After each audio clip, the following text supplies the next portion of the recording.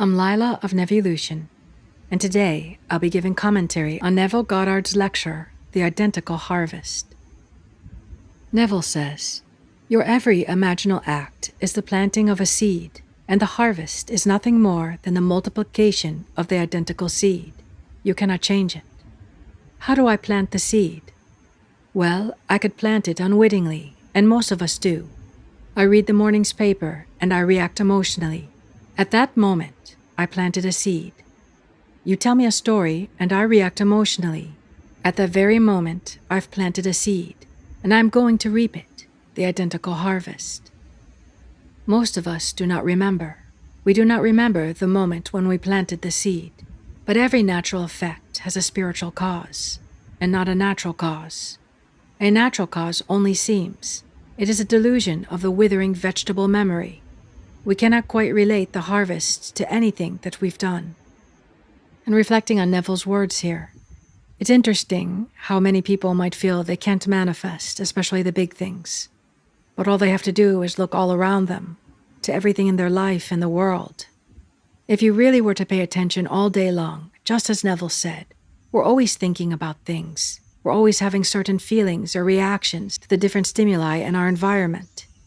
And I guess that's where it goes from being a human to a god, when we can see this pattern, and by awareness and repetition, habit, learn to act instead of react. And even if we sometimes do unintentionally react to something, in that moment we can revise it, or as Neville taught, before we go to sleep, look back on the day. Is there anything to revise? Back to Neville.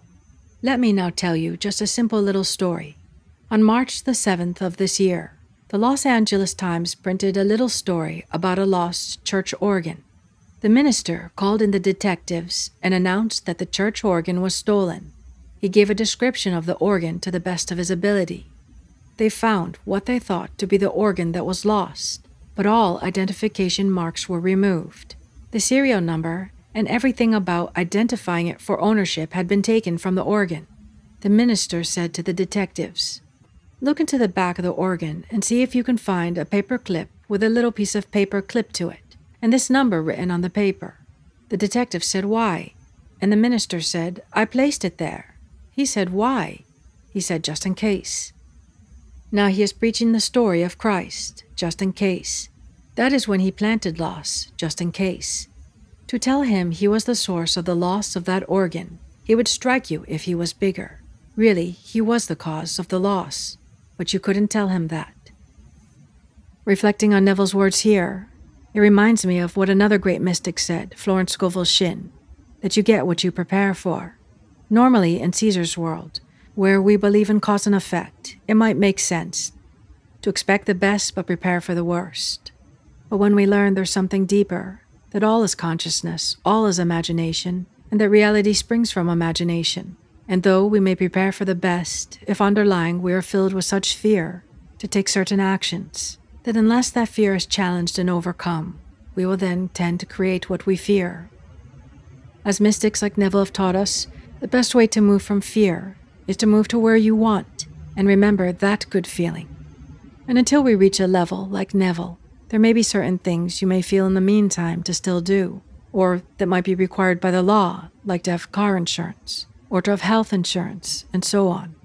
But we can still test this out, and when we find ourselves unnecessarily leaning or allowing into our thoughts excessive worry or fear, go to the end of what you want, capture that feeling and stay there, and grow this imaginal muscle with growing successes until you become unshakable and can be guided solely by the instrument of imagination.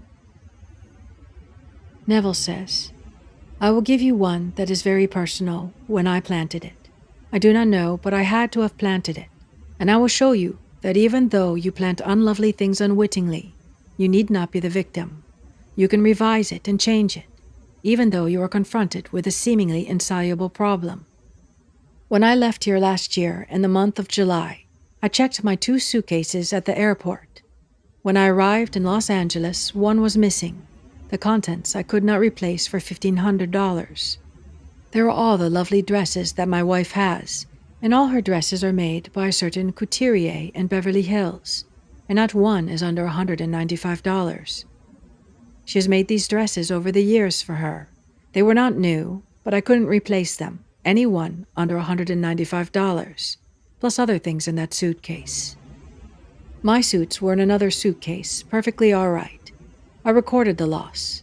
They said, when we find it, if we find it, we will send it right over to you, Mr. Goddard. After 5 days and not a word, we called and they said, it is lost. We've made every effort and it cannot be found. Put in a claim and send it off to San Diego, the headquarters for the PSA office. My wife did the legitimate thing in the world of Caesar.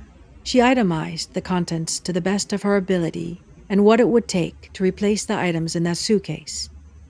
That morning, about 2 o'clock, I awoke and said, now look here. I teach this principle and so I have brought about a loss in our world. I will have none of it. I teach revision. I heard what the man said over the phone. The thing is lost. They cannot find it. We have looked high and low. Then you read in the papers that hundreds of millions of dollars are stolen every year at airports, depots, and the wharves across the country, and it's an inside job, as it were. So at 2 o'clock in the morning, I took in my hands my suitcase. I felt the weight of it. I could feel the weight. I could see in my mind's eye the gray bag and the black leather. I could actually feel it, and I felt it with a sense of relief.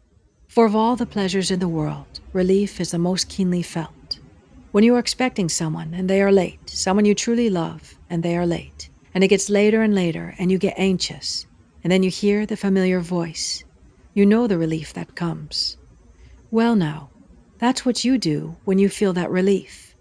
And when I dropped it and got up and went into my living room and simply read my Bible. It was early. We have a lovely apartment and it was quiet. We have no neighbors. I turned on the lights and read my Bible. The next day, no report. The following day, I received a letter postmarked San Francisco, a strange, peculiar handwriting printing my name, Neville Goddard. The address was correct. When I opened the letter, there was the little note in the same peculiar printing. Your suitcase is in box 524. Sorry, the Phantom, and enclosed a key. So I called the security guards at the Los Angeles airport, and I told them the contents of the letter. I said, I have the key. Well, we'll investigate immediately, which they did. They called back within a matter of 5 to 10 minutes to tell me there is no such box in Los Angeles. I reminded them that the letter came from San Francisco, so he said, all right, I'll call you back. He called San Francisco and the security guards got the local police, and they opened 524, and there was my suitcase. They opened it up in the presence of the policeman, and the whole thing was ransacked, completely ransacked, utterly turned inside out. They sealed it and flew it down, and asked me to come over with my wife, and in the presence of the security guards in L.A., they would open my suitcase in my presence, which they did. Not a handkerchief was missing. Everything was turned inside out. The man was most apologetic, and he said, Mr. Goddard, I'm awfully sorry. We are sorry for the company. These things happen. We do not know how they happen, but they happen. May we clean the things for you? I said no. That is something my wife and I do every year. We travel for more than 2 weeks. Everything we wear is dry cleaned, so it is a little problem of ours, and we've always done it. Then he gave me his personal card and said, the next time you and Mrs. Goddard travel to PSA, you are our guests. I took the card and gave it to my wife, and now we are here and going back as the guests of PSA. But we did not lose one handkerchief, not a thing, but it was a complete mess. What they were looking for, I do not know, but they found nothing there. However, that's done. Reflecting on Neville's words, it's nice to see even an example of someone who knows this law, and even sometimes they do seeming mistakes. But the most important thing to remember, whatever our mistakes may be, we always have the power to use our imagination and revise, and may this be a great reminder to all of you to remember to do the same. Imagine for the best, but if you see something in your life you don't like, maybe you don't remember where you planted the seeds, you can always revise it. What do you want to revise? Neville says, recently I read an interview with Mrs. Martin Luther King, the widow of the great evangelist, and she said the day that the late President Kennedy was assassinated, my husband turned to me and said, that is the way I'm going to die. I too will be assassinated. He was a powerfully emotional being. He identified himself with that martyrdom. Whether he wanted to be a martyr for his own cause or not, I do not know. But her own words. My husband said to me when he heard the story of the assassination of Kennedy, "That's the way I'm going to be killed. I'm going out just like that." Now you tell that man that he did it, and the one who now serves 99 years was only the means by which his will was externalized. He would not believe it. So be careful of your word. Even in my own family, I remember certain people saying things with such a passion that, "Oh God, please just take me," and within a year they were dead. And even with other family members who still live, I've heard one say, "I don't want to live anymore. I'm ready to go at any time. I've lived long enough." And maybe she really feels that way. But I believe, in true essence, what she really wanted was to be free of depression and to have loved ones close to her. And manifesting such things, one would want to continue to go on. Or I've heard another close family member tell me a few times over the years, "I don't think I'll live long." Sometimes these fears come up. And to one degree, Neville did say we come on time and we exit on time. And as best as we can, we should learn to be careful of what our words are, and to realize sometimes we do have passing thoughts. But we know better now, so we must always take that time before we sleep to revise. Thus we can be the example to our loved ones, and so when we teach them, they're more likely to listen.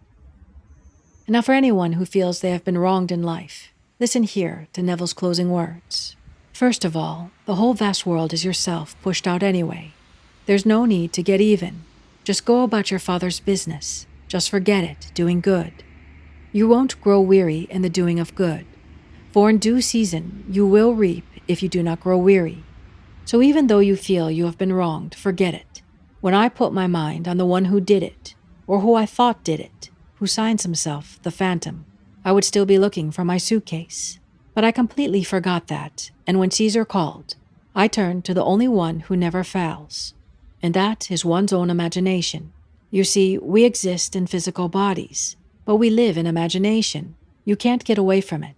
That is your immortal body.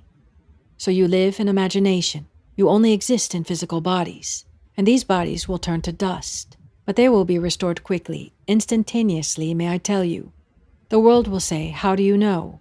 Well, I know. I know from experience. I'm not speculating. I see my friends, those who've gone, and they are in a world just like this. I meet them. They are not born from above while they were here, and they are not yet born from above now that they are there. And so I meet them, and I discuss with them and teach them this principle. But I cannot go beyond this, for then I will not be functioning in that sphere. So my final reflection on Neville's words: don't get entangled with the things on the outside. Go right to the source.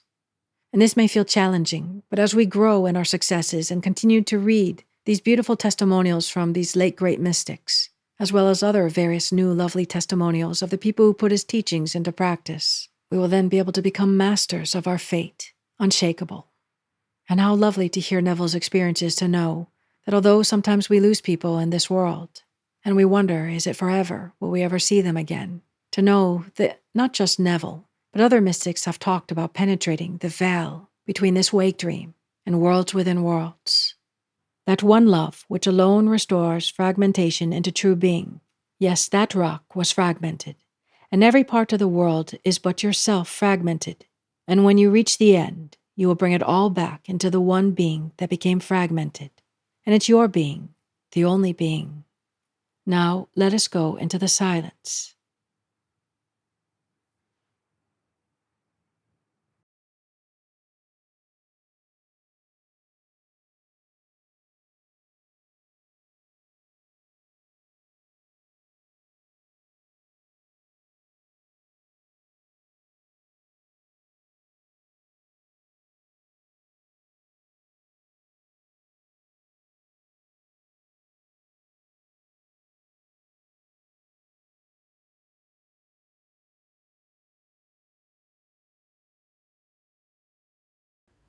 Good.